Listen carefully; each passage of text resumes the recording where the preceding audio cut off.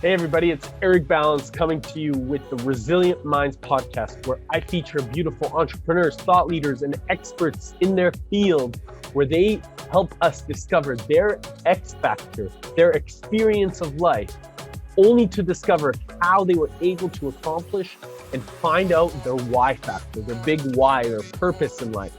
So join me as we get to discover the beauty of our minds and how can we really continue to go after the biggest and most wildest dreams while we continue to pursue and manifest our greatest intelligence that comes from the heart.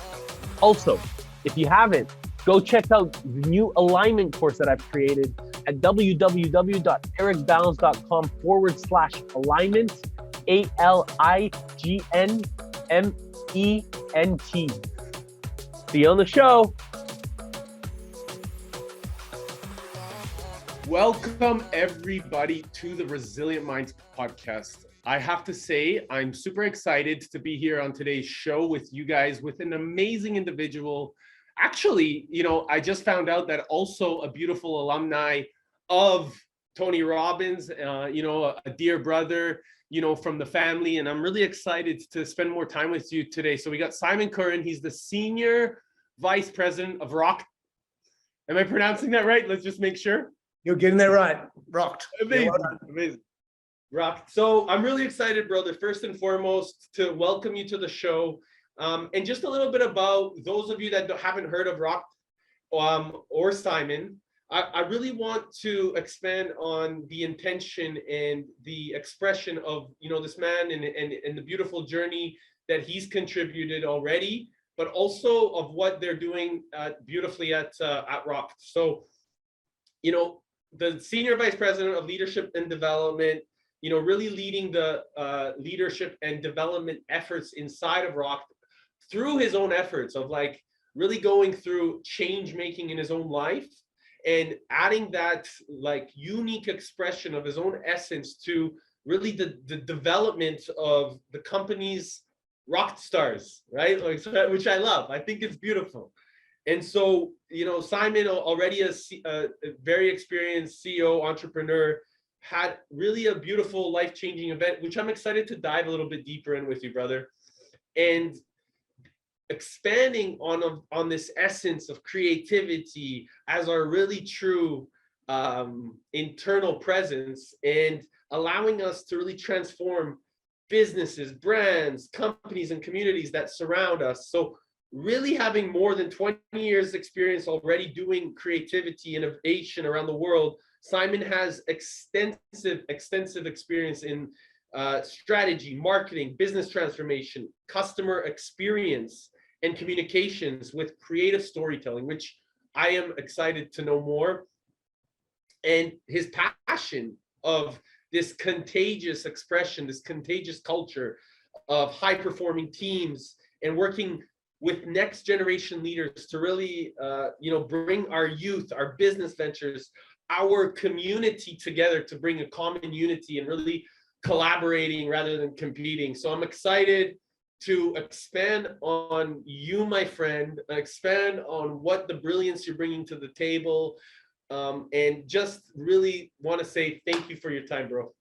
Well, thank you, brother, for for the introduction, but more specifically for the energy and the passion that you bring this entrepreneurial community. We need people like you, so keep being you.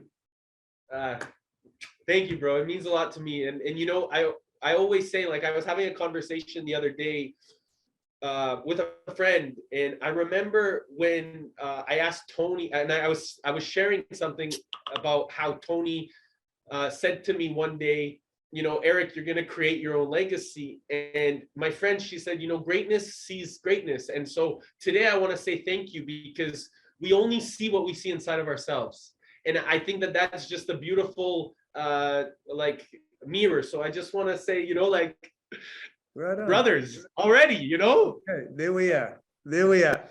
And I love hopefully we'll get to it later on, the word you just used there on legacy, because a lot of work we're doing now with organizations and with teams is premised on this idea of legacy. We leave a shadow whether we know it or not, and that can either happen by default or by design. And one of the teams I do a lot of work with, or one of the organizations, is the New Zealand All Blacks, which has the highest win-loss ratio in global sport ever.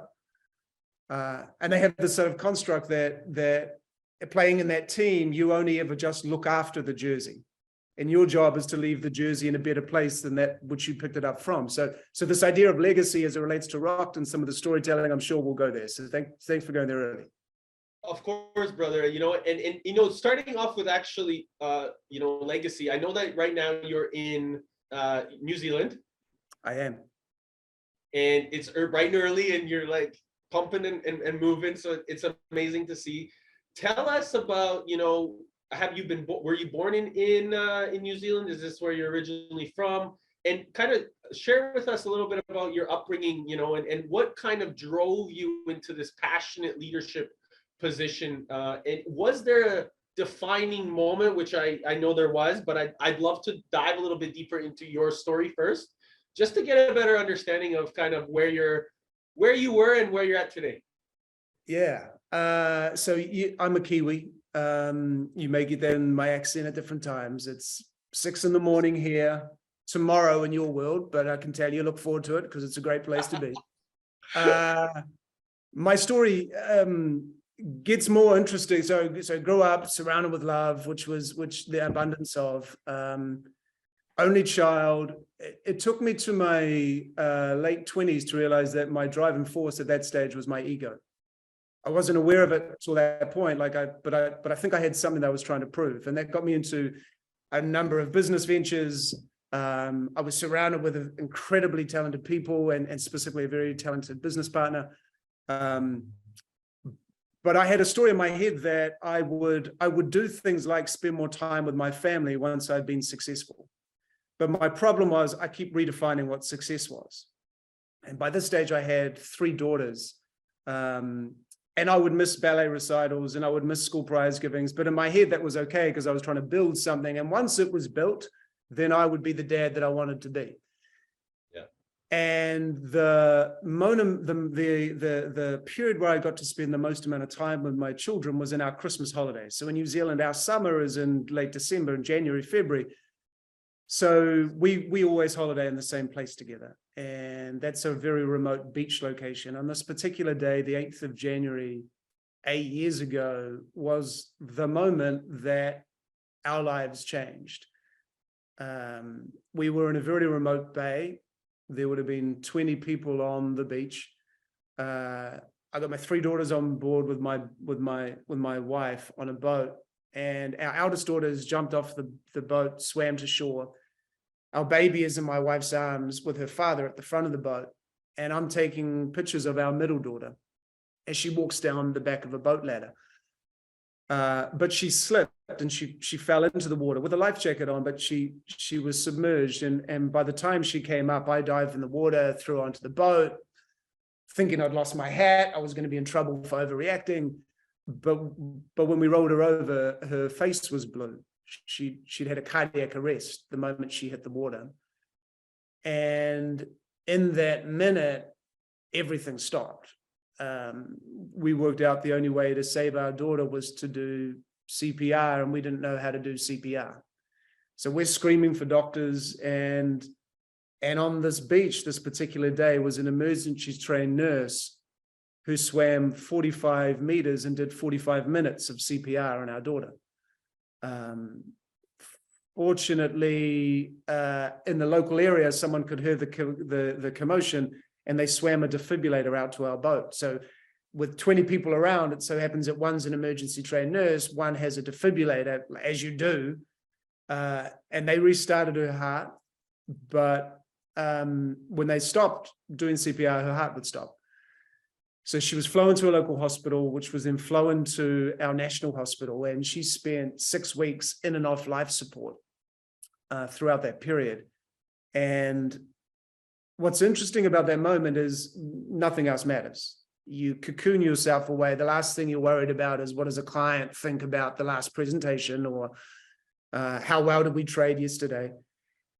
And so so we go through this incredible experience, and through the good grace of God, she made it through. She suffered some incredible injuries to her brain, but the plasticity of her brain is now reformed. And as we left hospital 6 weeks later, a nurse stopped us and said, "You were very lucky." And we said, "Oh, thank you." And she stopped us and said, no, you have to understand, your daughter had 5% chance of making it. She's made it for a reason. Now it's up to you to work out what that reason is. And at the time, that was just too profound to digest. And so we go away, and then we were invited back for some counseling. And we thought it was for our daughter, but it wasn't. It was for my wife and I. And on this particular day, so this is 8 weeks now after the cardiac arrest, a nurse drew on a whiteboard a diagram that changed the trajectory of our life. She said, what most people's life looks like is effectively a straight line. We have undulating moments, but as a gradient, it's relatively flat. There's nothing wrong with that. That's a really good thing. But what's happened to some people is you get this big red line moment. It shatters your prevailing view of the world. And she said, you're going to hear a lot now about a term called post-traumatic stress. It's real. There's a lot of literature behind it. But the tragedy isn't post-traumatic stress. The tragedy is the opposite is also possible. It's called post-traumatic growth. But not enough people know about it. Not enough people talk about it. But the journey is the same. Life is normal, shatters your view. But for every one step down that you take, you have to fight 5 steps up. And she said it's binary. It's not you're a little bit of either or both.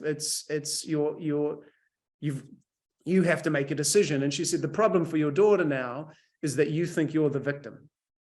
And you will parent as a victim, and you'll collect evidence of how unfair your life is and it is for your daughter. So you need to flip that.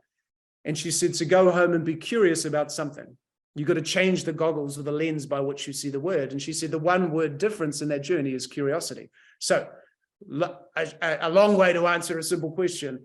That was the moment for us where we picked the topic to be curious on was the brain, not how it's wired, but why it works like it does. And Eric, I don't play golf. I hope I never play golf again. I'm that bad at it. But I'm curious on how someone can play golf this morning and shoot 70 and go back and play the same course with the same conditions and yet shoot 90. And the only thing that changes is not our ability, but our mindset. And so that took us into the world of coaching, which 8 years after that has taken us to where we are today. Wow. So this is a beautiful story. And, you talked about, that post-traumatic stress and then the current opposite, right? What did you call this, the opposite? Post-traumatic growth. Post-traumatic growth. So, in the Kabbalion, there's this principle of polarity that Hermes talks about. And this principle of polarity, I always say, because this fascinating concept of, these opposites, this polarity that we all have, that we all are able and capable of identifying. It's been, I think, because for myself and a lot of these things, these traumas, it's fascinating to me that we can actually identify and see the opposite. It's just our resilience to be willing to step through that stage. And you defined it so beautifully, this red line of really understanding a new map of the world and getting curious, which is fascinating, that we become super curious to now understand, hey, like this is what we get to do. And you, as a result of this, it was absolutely terrifying. And even I felt the emotion as you were sharing it, allowing yourself to be in a place where you could be totally present even after 45 minutes of CPR, where you could be totally there while she was on and off life support. And then really allowing yourself to be in that place of like, what's real, what's true. I'm curious to know, during those moments of feeling, what was happening inside of you to allow this place of internal understanding and understanding that, hey, this trauma is actually my growth. And were you aware of it at that moment or not? And is it something that looking back now, you're like, wow, that was one of the most and I know it is, However, I'm just curious to know your thought process about it at this point. Yeah, great question. I wish I could say, as we were sitting next to her on life support, that we were going, honey, we're going through growth now. Savor these moments, but that didn't happen. And in fact, someone had said to us, it's in your darkest days you get your greatest growth. And that's true in hindsight, but in the moment, that's not a thought process that you naturally go to. And so what the surgeons and the doctors said to us is, the risk you take is that you're at your 5, 6, 7 steps ahead. What you have to do in the point of acute trauma is just stay 1 step ahead and just play that one and then take the next step and then the next step. And so we go through that journey, and it wasn't until we started to slightly look back on how our conversations had changed and what we weren't talking about anymore, that the realization was, actually, we're at an inflection point here. And it took a mental model to be able to describe to us, because sometimes when it's all on, you don't know how extraordinary you're being. You're just being. And I love your point about the polarity. And, we'll often talk about that most people walk into most days and spend most days in their head, but 30 centimeters away is their heart. But they may as well be a continent, because we don't traverse that. And so it was an accelerant for us. I hope we would have got there anyway, but when you had nothing else to play for, a little bit the story of when the ships are burning, there is no alternative but to go through change. It just helped us be more present to what we were designing in that change, rather than just doing stuff. It's like Tony says, when you burn the boats, you get to take the island. And I think that's really like a beautiful component that allowed you to take that next step. When you say this next step, in experience of like what happened with your family, with your your experience altogether, because it was a family dynamic. So now, how were you able to then support, after all of this occurrence, within the family? Like, what did that look like in terms of your own leadership, and how you were able to lead yourself? Because at the end of the day, I'm certain you had to find that deep leadership and need in yourself to then apply that to your circumstance, and then be able to help others, like your daughter, your wife, to really help themselves as well. But you had to do that yourself first. So I'm curious to know how that leadership allowed you to kind of find it. Yeah, so someone said to us, my wife and I, during it, you need to get a coach. And Eric, in New Zealand, coaches are something that you have for sport.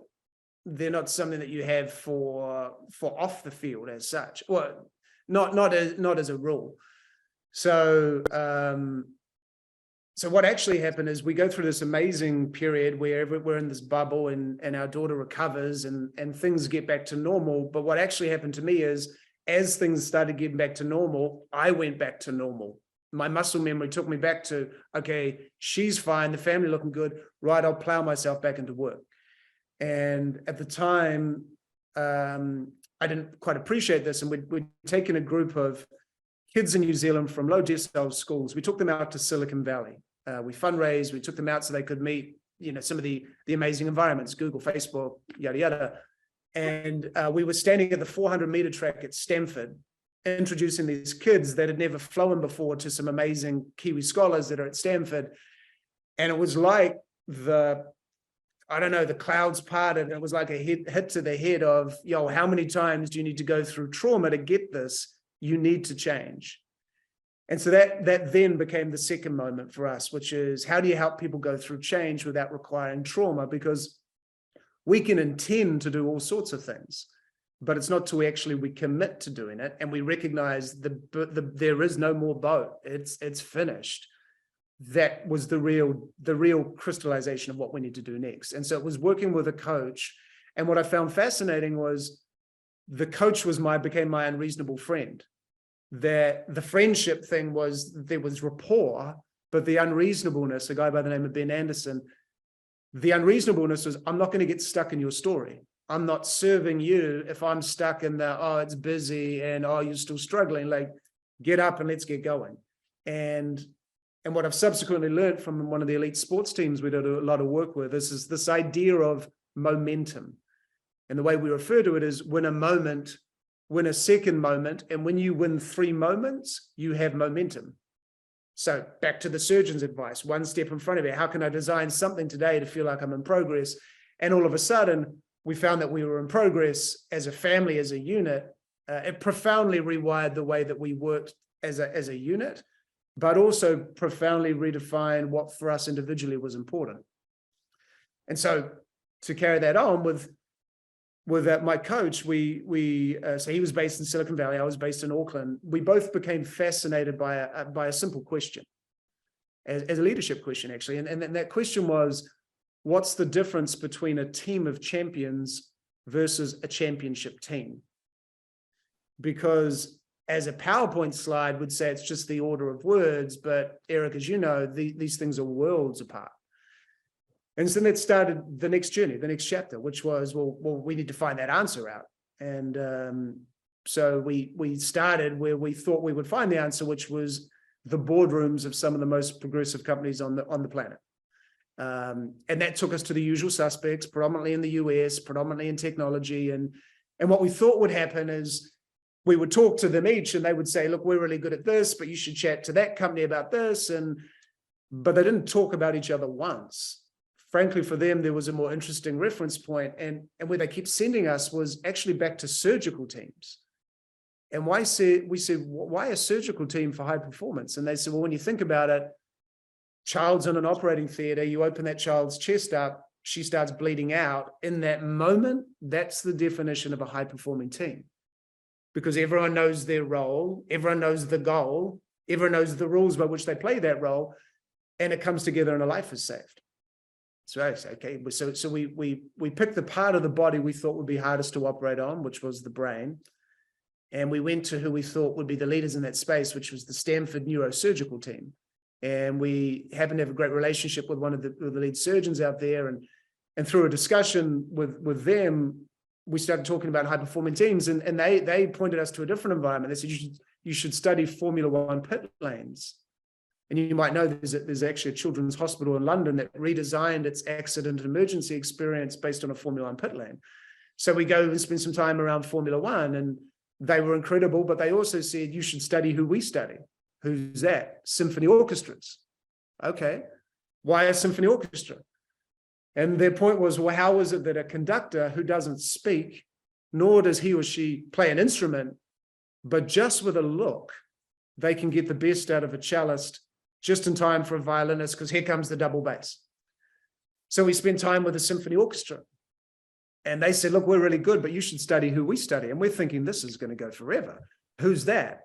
And they said, it's the All Blacks. It's a sports team in New Zealand, but not just the All Blacks. It's the Black Ferns, which is our women's side. It's seven-a-side, it's 15-a-side. There's something in the genealogy of that sport. They have the highest win-loss ratio in history. You should study them. So we come back to New Zealand. We continue to talk with boardrooms and surgeons and pit lanes, and we add elite soldiers into this mix. And through that study, we wanted to get to a methodology, a methodology that if we could learn it, we could teach it. And if we could teach it, the business model to it is the figure 8. Work with world-leading teams and organizations to learn and coach, and then plow that back into grassroots communities with people that don't afford to get access. So our methodology now is trapped in 3 simple words: me, we, and go. And those 3 words is the basis on how we've redesigned the learning and development experience at Rokt. It's the way we'll run any session. It's the way that we recruit. It's the firepower, particularly at Rokt, where we talk about unleashing people's potential. Me, we, and go. And I can go into more detail on any of that that's helpful, but let me throw it back to you. I've talked a lot there. No, it's beautiful, because it's literally the way I was transitioning into Rokt, and you kind of took the ball and flew with it. And so this is beautiful, because I think this is really amazing when we're able to communicate, and like you say, we don't have to say anything, right? Like, this is the power of a symphony, right? Like, where we learn how to dance, because there's a level of intelligence that's amplified through the emergence of us coming together, where there's less that needs to be said and just the knowing of this natural flow. And so, bro, this is beautiful. And what I love is that you took the story that Ben allowed you to step into, that this new responsibility, right? And you took a profound step from allowing and letting go what you said at the beginning, you know, allowing the ego to kind of subside through these experiences, stepping into this new refined Simon that allow yourself to really step into this profound leader, where now you're applying me, we, and go to Rokt. And so this beautiful team of champions that you're building, which is what is called the Rokt'stars, right? So how are you now, and how long have you been now working with the team, with the leadership team at Rokt, and with that culture and that development, this development of really understanding that it's us together, that we're really building this, you know, figure eight, this world-class team, and, you know, implementing this at a community, a common unity level, you know, worldwide, which is really fascinating and amazing and beautiful, because, you know, when I was growing up, I didn't see that. You know, when I was growing up, I didn't see that level of dynamic, and I made it my mission that I was going to find like-minded individuals to make this happen. And today we're speaking. So this is really beautiful. So going back to Rokt and really helping you identify what are some of the key things that, or key initiatives that you are bringing to the forefront as a result of stepping into me, into we, into go with these world leaders and these grassroots community integrations. Yeah, wonderful question. There's a chap by the name of Gilbert Inoka. He's the mental skills coach for the All Blacks, and he introduced me to this, I guess, an audition. When you're looking at teams or an opportunity, 3 filters to think about. And the way that he frames it is, for a championship team, there are always 3 criteria: work worth doing, a leader worth following, and a culture worth contributing to. And if you have those 3, magic can take place.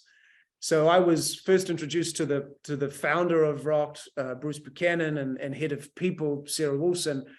And I started a journey doing some coaching work with the executive team. And you always get a sense after the first interaction whether we're really going to go there or whether it's going to be nice. And Bruce's early call was, we only exist as a business to unleash potential. That's unleashing the potential of e-commerce as our platform, of the clients that we work with, the customers that they serve, and the communities in which we operate in. And so, you know, if you can't help us unleash potential, we've got the wrong person. And so we started a journey together.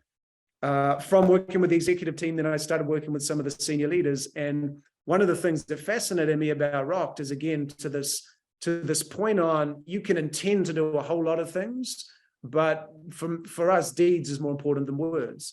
And so they said, look, we have our conference and we're flying, at that stage, 300 people into Hawaii, come and speak at the conference. And so I spoke at the conference, and at the end of that, my wife and I were there at part of the awards dinner, and we got to observe. See, for us, the word culture is it's a bit amorphous. It's kind of hard to put your hands on. And so we have a Sesame Street simple definition of it. And for us, culture is what people do when no one's watching. That's what I love it.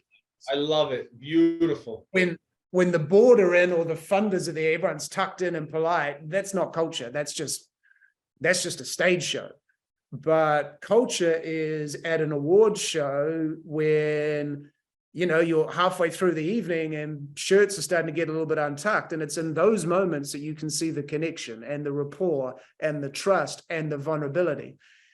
And so my wife and I are watching this thing play out, and we're like, there's something special here. And so that evening I said to Bruce, look, there's something very special here. We'd love to come. We'd love to be part of this journey. And so that takes us into, so how does that change? And there's something incredibly powerful about a very successful business, an incredibly talented executive team who effectively say, here we are, you do it your way. And that's the journey that we've gone to, resetting learning and development at Rokt. And we use those three words, me, we, and go. That's our operating model. At a me level, we spend a lot of time recognizing that it's not till people feel like they genuinely belong. And again, Sesame Street simple. Our definition of belonging: accepted for who you are, so you can be expected to bring your best.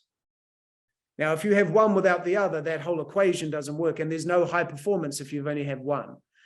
If you're accepted for who you are with no standards, well, that's like a country club. That's a collegiately underperforming group of people, but it's very nice. And if you are expected to keep being at your best with no understanding of who I am and where I'm from and what my story is, that's a recipe to burn people out. So at a me level, we really encourage sessions, and we run a series of workshops to help people kind of rediscover what is their true identity. Not what is their role, but what drives them. When under pressure, do they fight, flight? Are they a victim or a bully? And why is that? And then having done that, that's almost the if you will, an analogy like a petri dish in science. You put two healthy cells into that petri dish, it multiplies to create a healthy culture. But if Eric's a healthy cell and I'm unhealthy, not by what I eat and drink, but how I think about myself, we'll be polite, but we will pollute that culture. So at Rokt, we do the work there first. And then when it hits the we discussion, that's when we really start leveling it up. So we've got a 7-part program that starts with the moment you enter our induction experience. And our induction experience at Rokt, there are 500 applicants for every one person that makes it through. So it's an incredibly high-performing environment. The stakes are very high, but everyone at Rokt becomes a shareholder in the business. And the thing about high-performing teams is it's not for everyone. It's simply not. If you lean into the purpose and you feel that support and you're ready to bring and be at your best, then it's just a panacea of opportunity. So we start with our onboarding reset. After that, we have a program we call the Brilliant Basics that we're working on. And you know this, Eric, often you enter an organization and you're just expected to know, hey, here's how you should behave, here's how you should roll. So the work we're doing on the Brilliant Basics is things like time management and meeting protocols, and how do you create safe environments, and how do you build a culture of belonging, and how do you perform an ambiguous time? How do you move from ambiguity to clarity to action? So they're the base scaffolding. But then on top of that, we've got a program we call our Fuels of Performance. We've brought in a biochemist. This idea that we need to get our bodies working well for us if we want to perform on the court. So the biochemist, Dr. Libby Weaver, she's helping us understand the role of sleep and nutrition and exercise, and how do we manage stress as an enabler rather than a distractor. That's a conversation that doesn't really happen in organizations, because they say it's free food on Tuesdays, but how appropriate is the free food on Tuesdays to fuel performance? So we're currently in the process of auditing the snacks we provide and the food that we offer to our teams. And then on top of that, then we start getting to some of the real differentiated elements. We have a leadership program that runs on a monthly basis for all of our senior leaders, our people leaders. And we have an accelerant program. The thing about a fast scaling organization with a flat structure is that often people are put into leadership for the first time. And rather than judging them when they're there, our job is to prepare them before it's required. So we spend a lot of time with that. We bring the whole organization together. It was in July, 300 or so people. By January of this year, it was 500 people. We flew everyone to Whistler. Yay! Get it up! Woo! Represent. And across 4 days, brought in some of the most amazing talent we could find. We had Stanford researchers, Dr. Aliyah Crum on mindset. We had thought leaders like Stephen Kotler on flow. We had adventurers like Damian Brown, who single-handedly rode from one side of the Antarctic to the other. I mean, just most incredible minds, and not wheeling out keynote speakers, rather running workshops, keynote workshops. We'd frame them as to, here's a methodology. Back to you. integration, and that was really beautiful, right? Like that's what I love hearing is you took the time and the energy to really implement with the culture, with the people that you've flown out, with a key intention is like, you know, I've been I don't know, I'm certain you've been there as well, Simon, is you've taken the time to go and spend time and learn, and you're just listening for a long period of time. But as we know, it's when we're actually doing, this is the best way to learn. Beautifully And said. I think that a lot of people in most organizations, they go to these conferences and they don't actually apply anything. There's a lot of just being spoken at. So this is something where I really would love to ask you, because you talked about, you know, the body health biochemistry. You talked about this, what I would call as we conscious conversations, to really taking people to through this like 7-part process. And I love this, the senior leadership, which when you talk about culture and what you said, like the defining of is what people do when no one's watching, I'm hearing integrity, I'm hearing trust, I'm hearing like real family. And this to me is like a really beautiful identity, I think, that because when everybody steps into a family dynamic, it allows, like you said, people to be who they are, be accepted as who they are, and also then say, hey, like, we're going to hold you to this amazing standard. Yeah. And it's a rare type of family. And what I mean by that, Eric, is often we will avoid using the word family, not because there's not care there, but, you know, like the thing about families is you can say, that's just Uncle Jack. That's what he does. It's not appropriate. It's not high performance, but we tolerate it because we're in this construct of, well, that's family, it's blood. So I'll let that go. And what we know about high performance is it manages to toggle this environment, having high care and high accountability. When you have both of those things, they're different conversations. When it's high care and no accountability, that's like the ultimate, oh, well, we'll just turn a blind eye. But high care, high accountability, that's me saying, Eric, I care about you enough to let you know you weren't ready for that last meeting, without you feeling like I've rolled you under a bus, or me feeling like Judas for saying it to you. So I think that there's a piece there. I think that, you know, I guess it's all based off of our expectations. So for myself, right, if I was spending time with anybody, whether it's my mom, my dad, my uncle, and they weren't showing up to their best abilities, I'm totally in that place where I would share. And this is the dynamic that allowed me to really express myself in full capacity, and why we're able to really step up to that level of standard. And if our families, if we can apply this in our families, we can apply this in our communities, we can apply this in our cultures, we can apply this in our organizations. And that's what we're like, I'm super grateful, because my parents have given that with each other when they were able to balance their masculine and feminine presence. I observed it and watched them. And then as I grew older, I felt like I could do that too. I could express what was out of alignment, what was in alignment. I could be who I am. I could share what I think. And I need to do it with compassion. I need to do it with a unique approach, to be sensitive enough to another person's map of the world and identify with saying, hey, I understand you're doing the best that you can with the knowledge that you have. And what if you looked at it from this perspective?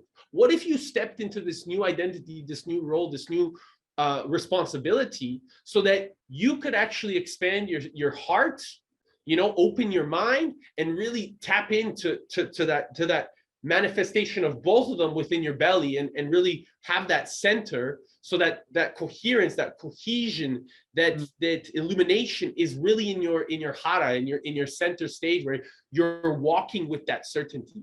And so that to me is kind of like what I meant, because I feel like we're really, when at the essence of it all, bro, and I say this with love, is like we're all family here on this earth. And if we can identify our true essence as a soul, as a spirit, and we really believe in like a one essence, and we step into that responsible role, then we can step up to that level of responsibility where we're all leading from that place of knowing, hey, we're here in this physical form to step up to those standards because we have it here. And if we follow it here, we can create it together. You know what I mean?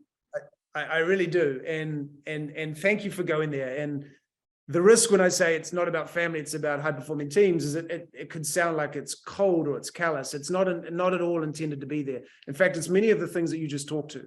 It's about cohesion. It's about integrity. It's about alignment from, at Rokt, we'll spend a lot of time talking about our purpose, not just the task to do.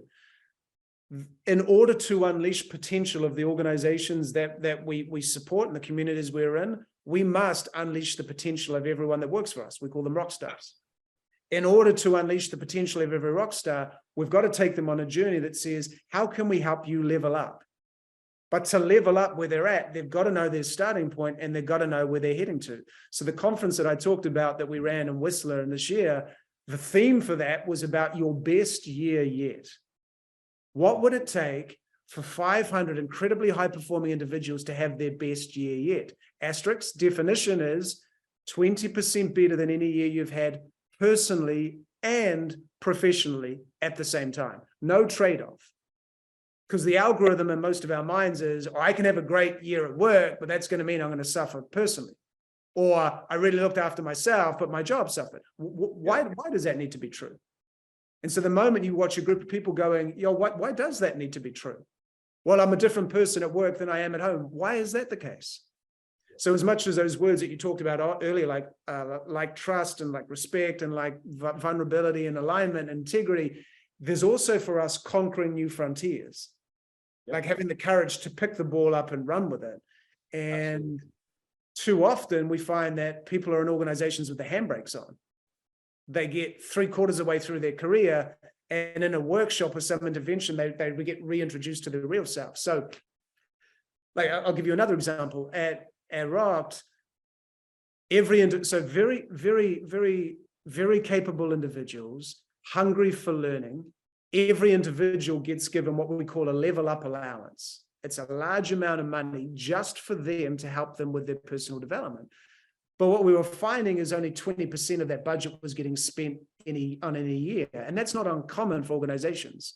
Give people money who want to go through learning, but don't go through learning. And then you start saying, well, why is that? Well, sometimes they don't know what they don't know. Or it's important, but it's not urgent. So we've circuit breaked that at Rokt. We've introduced what we call a performance concierge. And the performance concierge role is to sit down with Eric to go, Eric, where are you at and where do you want to get to?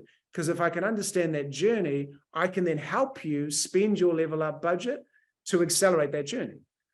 So all of a sudden, we've got 150 people now matched up with an executive coach going on a 5-part journey to try and accelerate that. We are looking for performance coaches, people that can help provide the confidence for public speaking and presentation skills. There are some that want to be trained on a second language. Now you might go, how does a second language help someone as an engineer do their coding better? Well, the answer may well be they're out of integrity and they want to rediscover the deeper sense of their purpose. And if we can help them do that off the court, on the court, they'll be a better human. Now, this is language, back to your earlier point, language that doesn't exist in many organizations. And so to be able to enter an environment where not only is it encouraged, but I'm and my team getting pushed to go there faster, be there quicker, I love this. redefine what's possible. It's remarkable.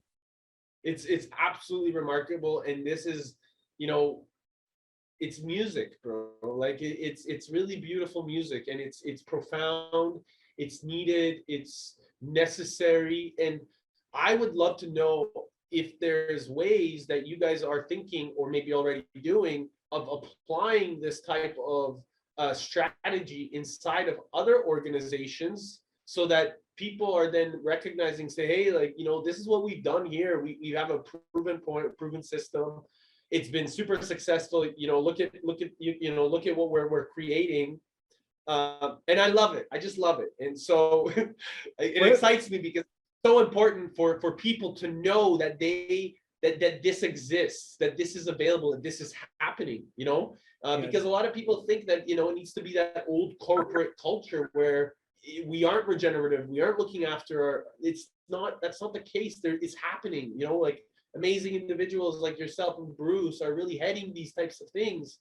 it's important. So I'm curious to know now, are you also thinking, or maybe you already are doing, with the application of doing this inside of those traditional organizations or traditional marketplaces, or in different verticals and things like this? Well, so this is back to the probably the point that I love most, and I'll go back to the figure eight. It's a remarkable gift, genuinely, to be able to enter a room and watch not only the capability of individuals, but the capacity that they're creating to think differently and how far they lean in. That is rocked. But Bruce's big point is unleashing potential. The real power of that is when we start taking it back into communities. His story is driven one on inequity, and his view is that everyone deserves an equal opportunity to find out just how great they can be.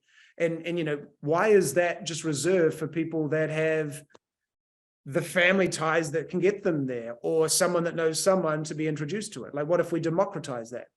So we're taking the same models that we have in many ways piloting, prototyping within our organization.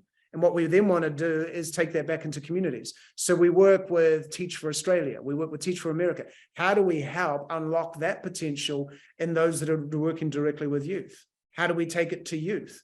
Because unfortunately, for the next generation, that's not curriculum that they're introduced to.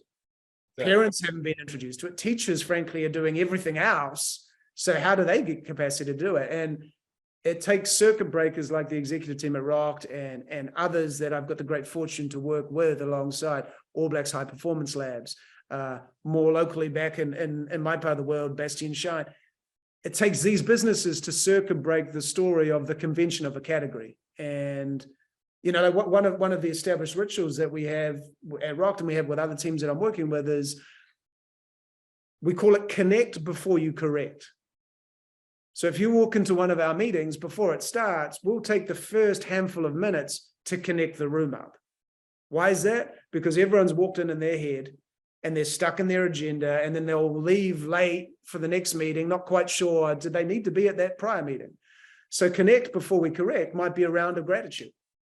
Let's start with recent wins. One of the exercises we'll do is you draw a name out of a hat from someone in the room, and I draw Eric. I've got to say, Eric, a recent win that I want to acknowledge of yours is this. The energy you bring to this team, the gift you bring is this. And what I've learned from you is this. Now, in an hour meeting, if you spend, be indulgent, 8 minutes connecting the room, everything that flows from that moment on is that much more powerful, that much more distinct, that much more in alignment with who people really are. There's no facade going on. And you used music to your ears. Well, we use music again as an underlying current. The idea of 3 versions of leadership: soloists, symphony orchestras, and jazz bands. Soloists is everyone in their individual room playing their drum kit or their trumpet as well as they can, but they're making their own noise. The evolution up from there's like a symphony orchestra. The thing about a symphony orchestra, they're beautifully talented individuals, but it takes the conductor with the wand. And the conductor says a little bit more of this, a little bit less, and that's only possible because they've got score music. But what we know is the score through COVID got thrown out the window. There is no more score because no one knows what's coming up next. So where we're trying to take our teams is the jazz band. Because with a jazz band, there's a sense of flow and fluidity because you start playing and I start listening and I can come off the bat. I got you here and I play. And then the drums play. And the only score that exists is a deep sense of purpose. That's why Rokt, it's about unleashing potential. And as long as that is the reason we're playing, then we'll create magic music. Absolutely. You guys are absolutely amazing. I'm super grateful for what you guys are doing. You guys are really putting together, our creators' work and bringing that essence from within all of us to the forefront and amplifying the collective spirit, the collective mind, the collective soul, and unifying body, mind, spirit, so that we really play at the highest level of integrity, that highest standard of excellence, and bringing that within each individual so that together we win, because it's all about doing it together. And I just want to say, like this has been a very beautiful meeting, bro. You're an extremely beautiful man. I really appreciate your time, your energy. And I have one last question before we go, because I really want to be conscious of your time. We have a few minutes left. If you had 3 days, Simon, left to live, what would you be doing?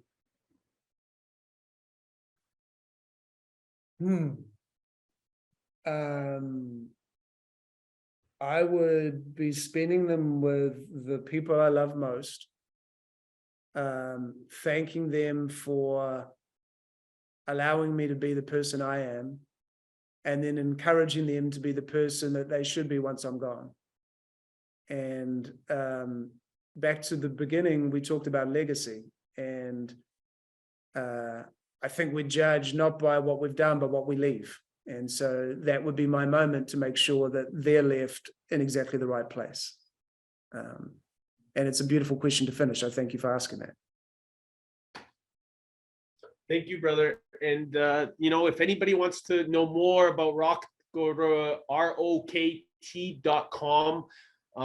Check out Simon and Bruce and what they're doing. And if there's anything else that you want to share about where they can reach out, please do so now, brother.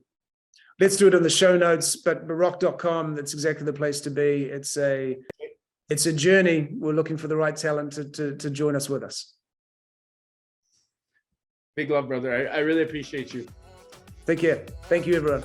Hey, everyone, and thank you so much for listening to The Resilient Minds. I hope you enjoyed the show. Please make sure to go comment and like and follow us on iTunes or Spotify. And please make sure that if you really love this, to share this episode, and make sure that you're inviting all your friends to like it as we continue to unfold what the beauty of our minds does. More importantly, how powerful our heart level of intelligence can be when we combine our heart and our brain together. And more importantly, check out the alignment course that I've created. It's seriously there for you to take advantage of at www.ericbalance.com/alignment. See you on the next show.